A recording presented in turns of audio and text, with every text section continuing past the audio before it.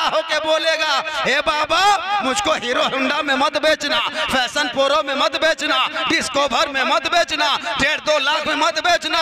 हे बाबा मैं नबी के नाम का झंडा लेके सड़कों पे चला था, जुबान से कहा था कौन देता है देने को, मुंह चाहिए देने वाला है सच्चा हमारा नबी।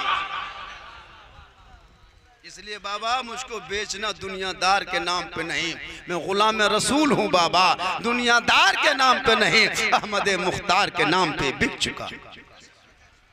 लेकिन ये कौन कहेगा, जो बेटा पढ़ा होगा। आजकल दूल्हा देखिएगा, जिस गाड़ी में दूल्हा को ले जाता है 5,000-6,000 गाड़ी सजाने में देता है, 6-7 हज़ार खर्चा कर देता है गाड़ी सजाने में। ऊपर से पूरा गुलाब का फूल सजा दिया है और अंदर में दूल्हा गुमसन गन्हा रहा है, एकदम महक गया, सड़ गया, कोई गम नहीं। दूल्हा तो है, बहुत दूल्हा रुमाल मुंह में लेता है। एक जगह पूछे दूल्हा बाबू, हाँ बेटा तुम मुंह क्या छुपा लिया? बोल मेरा बाप 2 लाख में मुझको बेचा, इसलिए लाज लग रहा है, शर्म से मुंह छुपा लिया, मुंह छुपा के चल रहा है। और जुब्बा राजधनबार से, जूता गिरिडीह का, वो हब्बा, वो जुब्बा, वो शिरवानी, वो पगड़ी, इतना इतर लगा के दूल्हा बाबू आया है, लगता है जिन्नात के खानदान से उठा के लाए, कम नहीं थे एकदम। वो देखिए डीजे बज रहा है, पटाखा फोड़ रहा है, 150-200 आतंकवादी, हम उसको बाराती नहीं कहते, आतंकवादी एकदम नाचते कूदते आ रहा, बेंजू हारमोनिया, लगता है बेटी घर लूटने आ रहा। वो कहे बदमाशी हो, कोई पटाखा फोड़ रहा है, कोई हो हल्ला कर रहा है, कोई बाजा बजा रहा है, लगता है एकदम कहां से उठ के आ रहा है, बेटी घर लूट लेगा पूरा एकदम। दूल्हा उस तरह किया है। और इमाम साहब जब रजिस्टर लेके आया, दूल्हा मुंह में देख रहा है, अब इमाम साहब क्या करेगा? अरे वाह बेटा ठीक से बैठ, बैठ ठीक से बैठ, बैठ बैठ बेटा पढ़ो बिस्मिल्लाह, किस सूरत से बिस्मिल्लाह पढ़ता है बेटा? पढ़ो ला इलाहा ला, कलमा नहीं पढ़ पाता। एक जगह पढ़ा रहे थे इमाम साहब, बेटा पढ़ो यू हुई, बोल हुई हुई, हमारे 1.5 लाख खत्म। ये कौन दूल्हा है? तेरा बेटा खुशी के मौके पे, सुन्नत के मौके पे कलमा ना पढ़ सके, रात भर या हुसैन या अली का कब तक नारा लगाओगे? खोखला दावा कब तक करोगे? जिसके बाप या हुसैन या अली का नारा लगाता है, ए मुसलमानों तेरा बेटा खुशी के मौके पे कलमा न पढ़ सका, और वो इमाम हुसैन का बेटा है, गम का मौका है, मैदान करबला है, चारों तरफ दुश्मन है, परदेश वतन है, जमी गरम है, 3 दिन के भूखे प्यासे है। इमाम का बेटा जब मैदान में उतरा है तो दीन बचा लिया, ईमान बचा लिया, कुरान बचा लिया, शरीयत बचा लिया, सजदा बचा लिया, दीन का गिरता हुआ झंडा बचा लिया। तेरा बेटा है कि कौम की एक बेटी न बचा सके, तुम्हारा भाई समाज की एक बहन न बचा सकी, 30 करोड़ भारत के मुसलमान एक बावरी मस्जिद न बचा सके, तन्हा हुसैन ने शरीयत मुस्तफा बचाई। इसलिए खोखला नारा मत लगा, नारों में दम पैदा कर। आज हम लोग सिर्फ मसनूई नारा लगाते हैं। रमजान में, ईद में एक भी रोजा मुसलमान बहुत नहीं रखा, और उसका कुर्ता पजामा देखिएगा ना, वो इतर लगता है महाराज आसमान से टपक गया है। अफसोस लगता है। इसलिए मुसलमानों अपने समाज में सुधार पैदा करो, हर गांव में कमेटी गठन करो। आपके मद्दे मुकाबिल में 2 महीने के अंदर में भारत में 4 मुसलमानों को मोम लिंचिंग के जरिए मारा गया। पता आपको? 4 मुसलमान को मारा गया मोम लिंचिंग के जरिए। वो आप कोई दल बना के मार रहा है, कोई पार्टी बना के मार रहा है। तुम्हारे पास ना पार्टियां हैं, ना दल है, ना कुछ नहीं है। बस तुम मिल्लत पैदा करो और एक कमेटी गठन करो जिसमें कुछ पैसे फंड में जमा हो। और नौजवानों तुम भी अपने रक्षा के लिए, अपने बचाव के लिए, अपने सुरक्षा के लिए, अपने दिफा के लिए तुम भी मुस्तैद हो जाओ, तुम तैयार हो जाओ। हम भारत में किसी के साथ लड़ाई नहीं, इसमें मेरा हक है। भारत की जंग आज़ादी में यहाँ के मुसलमानों ने खून बहाया है, अपने बाजों को कटाया है, अपने पेटों को कटाया है, अपने पतियों को कटाया है, तब जाकर के देश की आज़ादी मिली है। चंद लोग आकर के कहे कि मुसलमान भारत छोड़ो, भारत किसके बाप का जागीर नहीं है, इसमें मेरा हिस्सेदार जिम्मेदारी है, हम हिस्से वाले हैं, इसलिए कि तुम्हारा बाप तुम्हारी जुबान पे ताला लग चुका है, तुम्हारा बेटा गूंगा इसलिए बना है कि तुम्हारे बेटे के पास शिक्षा नहीं है, इल्म नहीं है, पढ़ा लिखा नहीं है। अरे इसी भारत में मुसलमान जो कहते हैं कि आज भारत छोड़ो, अरे भारत की इतिहास उठा के देखो, अंग्रेजों के साथ जो पहला फतवा जो जारी करने वाला अल्लामा फजले खैराबादी दिल्ली के जामे मस्जिद में खड़े होके ये ऐलान किया था, हे भारत के हिंदू मुस्लिम सिख ईसाई आपस में मिल जाओ भाई, अंग्रेजों से करो लड़ाई, भारत देश की होगी भलाई। जब अंग्रेजों ने ये कहा, ये फतवा सुना, भारत में सिपाही को भेजा है और अंग्रेजी हुकूमत ने गिरफ्तार करके अल्लामा फजले खैराबादी को अदालत में खड़ा किया। कहा आफी अल्लामा साहब है, आफी फजले खैराबादी। कहा सुनिए, आपने जो फतवा दिया उसको बदल दीजिए, उसको पलट दीजिए, वापस कर लीजिए। अल्लामा साहब ने जज की आंखों में आंखें डाल के कहा था कि सुनिए, मैं भारत का मुसलमान हूँ, भारत का सपूत हूँ, इसी मिट्टी से पैदा हुआ हूँ। सुनिए जज साहब, एक अल्लामा फजले खैराबादी क्या अगर 1000 बार जन्म लेंगे और अपने देश के रक्षा के लिए, इनके बचाव के लिए अगर जान चली जाए तो इससे हंसते हंसते हम फांसी का फंदा चूम लेंगे, लेकिन अपने देश के साथ कभी गद्दारी नहीं। आज वो मुझको पाठ पढ़ा रहा है। अंग्रेजों से लड़ाई हुई, लाल किले पे सबसे पहला अंग्रेजों के झंडे को उखाड़ के फेंकने वाला, ब्रिटिश शासक के झंडे को उखाड़ के फेंकने वाला वो मुसलमान था। और जिसने भारत में पहला तिरंगा लाल किले के जूजी पे फहराया था, तिरंगे को लाल किले के मीनार पे, वो मुसलमान था। और लाल झंडे का जो तिरंगे का जो रंग दिया है वही मुसलमान एक औरत थी। और जिसने नारे इनकलाब जिंदाबाद का नारा लगाया वो भी मुसलमान था। सारे जहां से अच्छा हिंदुस्तान हमारा, ये भी कहने वाला मुसलमान था। इसलिए मुसलमानों, तुझे डरने की जरूरत नहीं है। अपने दफा के लिए, अपनी हिफाजत के लिए, अपने बचाव के लिए ऐसे कमेटी गठन करो ताकि कोई अगर मुसलमानों बच्चों को अगर निहत्थे के देख पर कोई बम लिंचिंग करे, तुम भी हाथों को समेट के मत रखना, आगे बढ़ना और अपनी जान के परवाह मत करना। इसलिए कि जब तक जियोगे तो बुज़दिली बन के मत जियो, शेर की जिंदगी एक दिन की जी लो। इसलिए कि आज वो मुझको इसलिए कमजोर कर रहा है। एक बात बता दूं, आखिर मारता है, मोबाइल में लोड करता है, डालता क्यों? कोई मार रहा है, फिर वो लोड करता है, फिर फोटो खींचता है, फिर वीडियो बना के सोशल मीडिया पे डालने का मकसद क्या होता है? मकसद आपको नहीं पता है। एक मुसलमान को रोडों पे पीट पीट के मारा जाता है, चिल्लाता है, लाठियों से पीटता है, फिर उसको वीडियो बनाता है, फिर सोशल मीडिया पे डालता है। उनको पता होता एक मुसलमान को रोड पे पीट के मार दो और सोशल मीडिया पे डाल दो तो 1 लाख मुसलमान जब देखेगा तो वो खुद ब खुद वो क्या कहते हैं, पस्त हो जाएगा, उसकी हिम्मत हार जाएगी, वो खौफ में आ जाएगा, वो डर जाएगा। इसलिए उनका मकसद ही होता डराना। इसलिए मुसलमानों, वरना जब कोई मर्डर करता है तो छुपाता है, लेकिन मर्डर करके वो सोशल मीडिया में डालने का मकसद है कि मुसलमान को दहशत में बुलाओ, मुसलमान को खौफ में डालो, मुसलमान को बुज़दिल बना दो।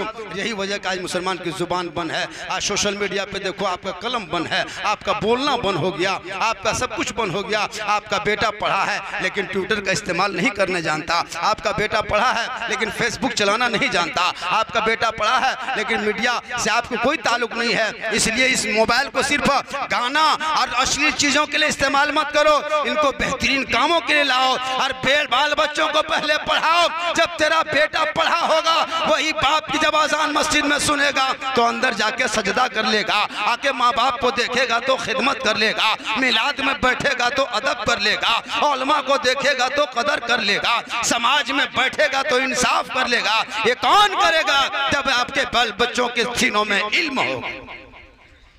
आज माँ बाप की कदर नहीं करता। आजकल माँ बाप को नहीं देखते लड़का लोग, सलाम तक नहीं करता। ईद में, ईदगाह में अगर बाप से मुलाकात हो गई ईद के दिन तो कर लिया, वरना नहीं। एक बीवी अपने शोहर को सलाम नहीं करती। ईद में सबकी बीवी सलाम की, अरे किया कि नहीं किया? अब ईद के बाद 10 दिन हो गया, सलाम नहीं किया, 20 दिन नहीं करेगा, 30 दिन नहीं, 2 महीना नहीं, 3 महीना नहीं, अब नहीं, चुपचाप। 1 साल में, बछर में, देहातों में शोहर को खोज के बीवी HD सलाम करती। ईद के दिन HD सलाम, ईद में सलाम, बकरीद में मिस कॉल, बाकी साल स्विच ऑफ। एक दिन सलाम करेगा। ईद में ईदगाह से आइए, दुआरी में खड़ी है, अस्सलाम वालेकुम, ये गड़ी हो किसमिस हो खा लेने वाले घुड़मुड़िया में कल से फटाफटी हो। एक ईद दूसरे दिन खत्म, सलाम से मोहब्बत नहीं। कल फातिमा ज़हरा नबी की बेटी है, हुसैन की माँ है, अली की बीवी है। फातिमा घर पे रहती, बाहर ना जाती, और उनके शोहर तिजारत में बाहर निकल जाते, अली तिजारत में होते, फातिमा इबादत में होती। और जब तक मौला अली घर वापस ना आते, फातिमा ज़हरा खाना तक नहीं खाती। ईशा की नमाज पढ़ लेती थी, मुसल्ले पे बैठी रहती थी, तस्बीह और तिलावत में लग जाती थी, अपने शोहर के इंतजार करती। रात का हिस्सा बीतने लगता, फातिमा की आंखों में जब नींद आने लगती थी, अब तक मौला अली उनका शोहर घर तशरीफ नहीं लाए। फातिमा की आंखों में नींद आ गई, फातिमा वजू कर लेती, आंखों को पानी से धो लेती, और फिर दोबारा तिलावत कुरान शुरू कर देती, ताकि शोहर के घर आने का इंतजार भी हो जाए, साथ में तिलावत कुरान करने का सवाब भी मिल जाए। आज हमारे घर की बहू बेटी इंतजार करेगी, 9 बजे रात आइए मोड़ से, चौक से, राजधनवार से, खा पी के बत्ती बुझा के ऐसे सोएगी, लगता है आखिरी सोना यही है, ना इंतजार करेगी। लेकिन वो फातिमा अपने शोहर के बगैर खाना नहीं खाती। वो फातिमा ज़हरा है, एक कपड़ा रखती, 12 पेवन लगा लेती, और जब पेशानी को जमीन पर रख देती, मस्जिद नबी से मुअज्जिन बिलाल अज़ान दे देता, फातिमा के आंखों में आंसू आने लगता। फातिमा रो रो के रब की बारगाह में इल्तिजा करती, हे मौला कितनी छोटी रात बनाई। फातिमा दिल खोल के सजदा न कर सकी कि सुबह हो गई। क्या मोहब्बत थी। इसलिए नौजवानों, बेटा बेचने की कोशिश मत करना। शादियों में हम लोग तकरीर कर रहे हैं, कसम खुदा की कितने गरीब के बाप रमजान में चंदा करने आया था, वहाँ साहब शादी बेटी करना है, कुछ चंदा बढ़ा के दीजिए। जुमा के दिन एक ने एक जुमा, दूसरे जुमा अगर छूटा, तीसरे में कोई मुसलमान आके खड़ा हो गया कागज लेके, वहाँ साहब इमाम साहब को कह दीजिए बेटी की शादी करेंगे, कुछ चंदा करा दीजिए। मुसलमानों आप कहाँ पहुँच गए। एक भाई को भीख मंगवा रहे हो, चंदा करवा रहे हो, क्योंकि तू 1.5-2 लाख में बेटा बेचना शुरू किया है। कभी गिरिडीह बस स्टैंड में जाना, कभी रेलवे स्टेशन जाके गिरिडीह जाके देखना, कभी जाकर के आप अपने बगल के सरिया में जाके देखना, कभी मधुपुर रेलवे स्टेशन 2 नंबर में आके देखना। हर 10 दिन, हर 20 दिन, हर 25 दिन में एक मुसलमान की गरीब की बेटी सिसक के रो रो के तड़प तड़प के कभी यूपी जा रही है, कोई गुजरात की तरफ जा रही है, किसी को कश्मीर ले जा रहा है, किसी को गोरखपुर में ले जा रहा है, कोई दिल्ली लेके जा रहा है। हमने कहा आखिर क्यों? कहा मौलाना मैं गरीब हूँ, मेरी 3 बेटी है, वो कोई नौकरी नहीं है, कोई सर्विस नहीं है। जब मैं अपने इलाके में रिश्ता के लिए निकला तो किसी ने कहा हाँ बेटा तो मेरा है, लेकिन 2 लाख लगेगा, किसी ने कहा 3 लाख लगेगा। मौलाना मेरे पास पैसा नहीं कि उसके बेटे को खरीद सकूं। आखिर क्या हुआ कि यूपी से 70 साल, 80 साल, 60 साल का बूढ़ा आया, 15-20 साल की बेटी को लेके चला गया। गोरखपुर से 65 साल का आया, हमारे 20 साल की बेटी को लेके चला गया।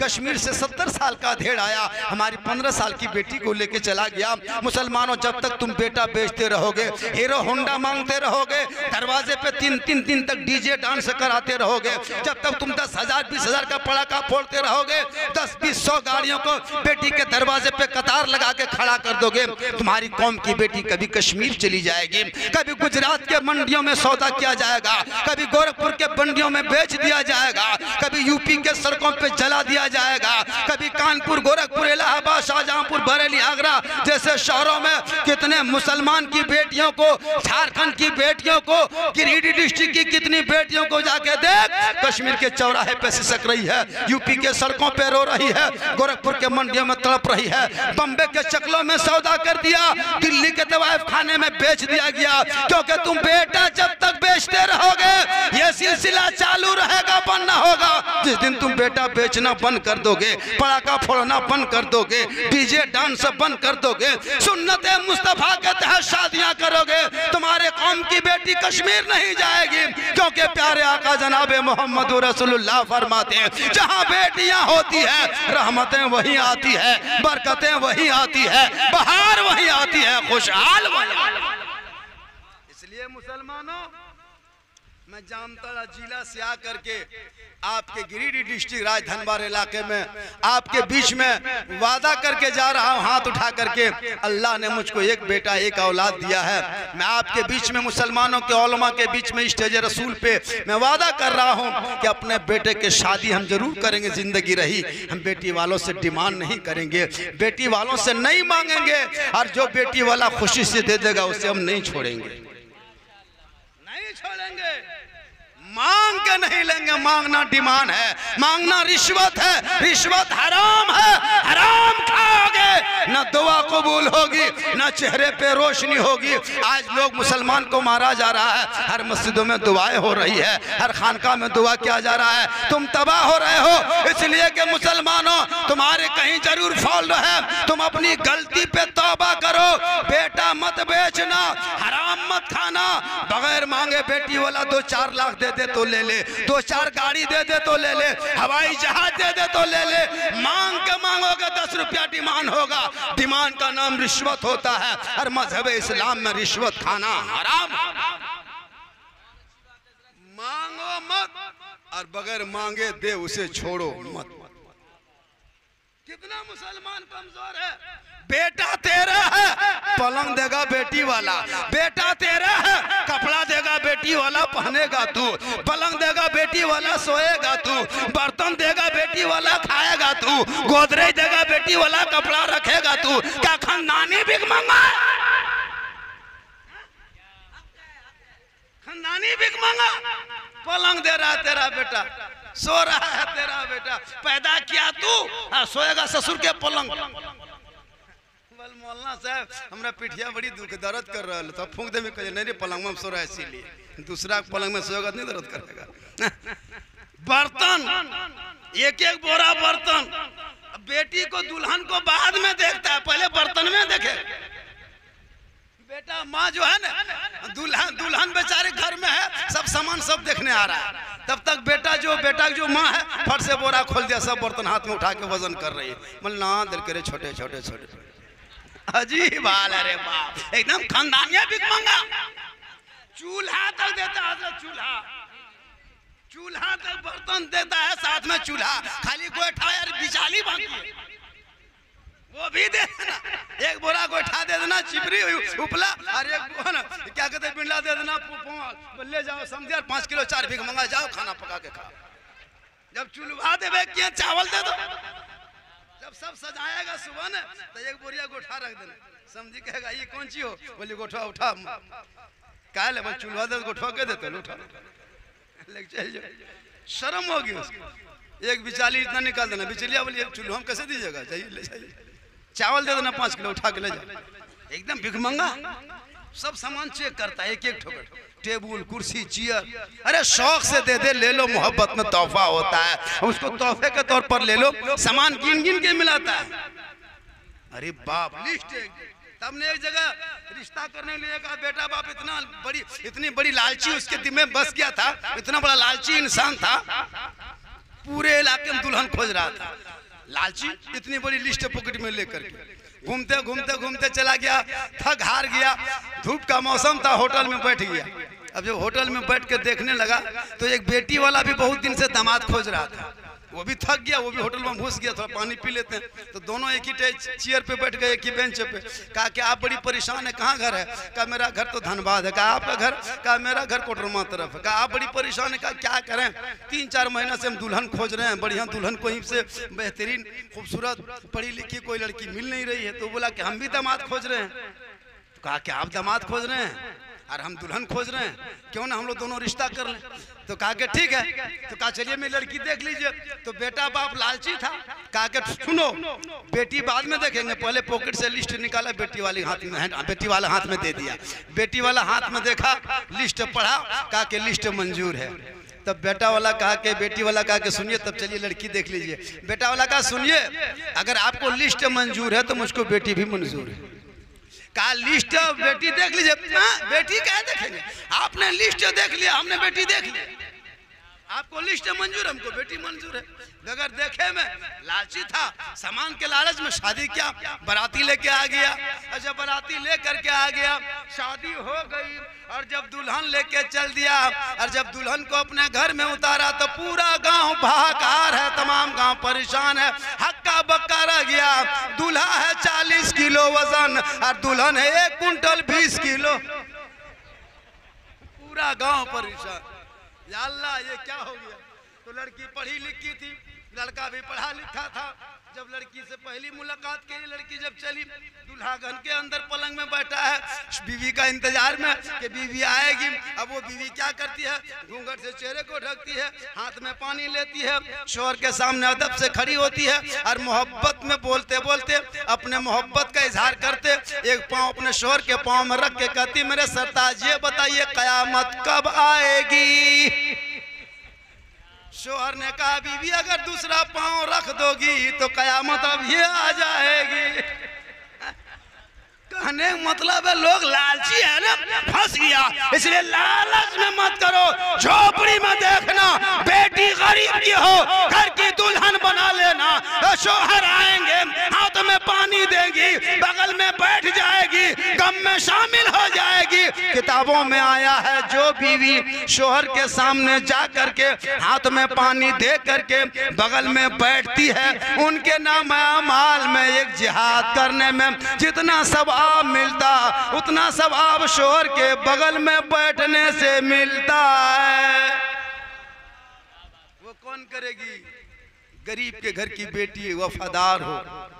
किताबों में आया है जब कोई बीवी बिन बोले शोहर के बिस्तर लगा दे, शोहर के बिस्तर साफ कपड़ा साफ कर दे, बगैर शोहर के कुछ कहे, बिन बोले शोहर के पांव दबाती है जो बीवी, उनके नाम अमाल में 70 तोला सोना खैरात करने में जितना सवाब मिलता उतना सवाब शोहर के बिन बोले पांव दबाने में मिलता है। लेकिन आज की बहू बेटी बगैर बोले पांव नहीं दबाएगी, अगर मौका मिले तो गर्दन दबा देगी। यहाँ नहीं, रजगढ़ा में यहाँ नहीं, यहाँ सब दूध के धवल है। यहाँ बहू बेटी नहीं, वो राजधानी बार गे जाऊंगा उस बार के बाद बता रहे हैं, यहाँ सब दूध के धवल है। यहाँ सब ठीक ठाक है माशाल्लाह। रात काफी हो रही है, बात बढ़ती जा रही है, 1 बज गया। बोलेंगे कितनी देर बोलेंगे? 1-2 घंटा। उधर करा कोई 2 घंटा, कोई करा 3 घंटा। अच्छा 2 घंटा बोल देंगे। 108 नंबर में फोन करके अगर बुला लीजिए, हम बुलाइए। और मेरे घर के मोबाइल नंबर ले लीजिए, सुबह फोन कर दीजिएगा कि मोहल्ला साहब अब घर ना जाए तो धनबाद जा रहा। 2 घंटा बोलेंगे, कुछ भी हो सकते हैं। आप लोग अगर माशाल्लाह समर्थन देंगे तो बोलेंगे। कितना आदमी सुनना चाहते हैं? थोड़ा हाथ उठाए। हाँ तो पैसा कोई न लग रहा लो, उधार में तो हाथ ही बंद है लोग। अरे 10 रुपया 20 रुपया खर्चा होगा तब नहीं पता चलेगा, चुपचाप खाली टुकुर टुकुर हाथ में खड़ा कर देते। ये मोहब्बत है, ये मोहब्बत है। आपकी मोहब्बत बरकरार रहे, चाय पिलाइए लेकिन होश में रह के चाय पियो और होश में। वरना एक जगह तकरीर हो रही थी, सबके हाथ में चाय दे दिया, हमने कहा कहो सुभान अल्लाह, जूं ही सुभान अल्लाह का सबके चाय मूड में गिर गया। कहा मौलाना साहब अल्हम्दुलिल्लाह।